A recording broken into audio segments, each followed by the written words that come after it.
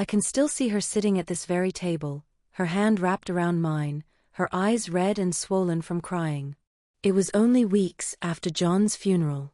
The house still smelled faintly of the flowers people had brought, lilies and roses that had begun to wilt in their vases. My heart was raw, my body heavy with grief, and my mind terrified of the future. That's when Sarah leaned across, squeezed my hand, and said, "Mama, don't you worry. We'll always take care of you. You'll never be alone. I promise." Oh, how those words felt like a balm to my soul. I clung to them, repeated them silently every night as I lay in the bed I used to share with John. "You'll never be alone." Those words carried me through the emptiest hours, when the house was too quiet and the shadows too long. At first, Sarah meant every word. I know she did. She called me every evening, just to check if I had eaten, to ask if I needed anything. Sometimes she'd come by after work, arms full of groceries, her smile a little tired but her presence lighting up the whole room. She'd sit on the couch with me, telling me about her co-workers, her little apartment, her dreams. And I would listen, grateful for every second. Those moments reminded me of when she was a little girl, bursting through the door after school, plopping her backpack on the floor, and talking a mile a minute about her day. Back then I'd be stirring soup on the stove, and John would pretend to read the paper, though he was really listening to every word. The house felt alive again when Sarah was there. Her laughter echoed in the rooms that had grown so hollow. But promises are fragile things, especially when life pulls at them. The calls became shorter. I just wanted to say hi, Mama, but I can't talk long. The visits less frequent. I'll stop by this weekend. Oh, something came up, maybe next week. The groceries turned into takeout bags dropped on the counter with a quick, "Sorry, I can't stay." I told myself it was just a busy season, that she was overwhelmed with work, with bills, with the demands of adulthood. I didn't want to be a burden. So I smiled when she called, even if it was just for 2 minutes. I told her I was fine, even when the walls seemed to press in on me. I said, "Don't worry about me, darling, I'm all right," even when my heart ached for company. But deep down, I remembered her promise. And each broken visit, each missed call, chipped away at it, little by little. I began to keep track. I didn't mean to, but I couldn't help it. The calendar on the wall became a silent witness to my loneliness. A red mark for every day she came. Weeks where the pages stayed blank. I'd circle Sundays, the days she said she'd always visit, only to cross them out later when she didn't. I picked up the phone, my hands trembling, and dialed her number. She answered on the second ring, her voice distracted. "Sarah," he whispered, "did you forget your promise?" There was a long pause.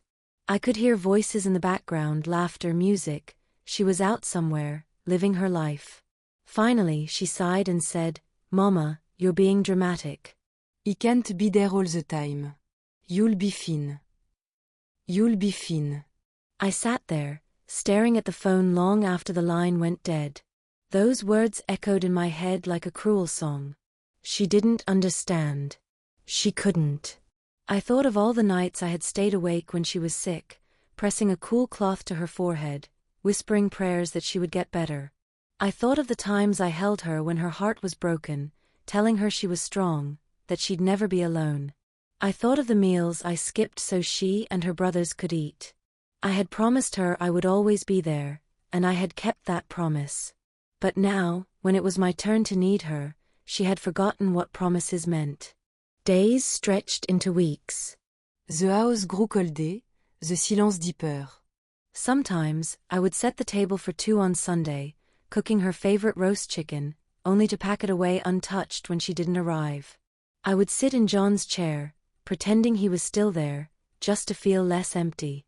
The loneliness began to seep into my bones. I found myself talking to the walls, to John's photograph, to the echo of memories.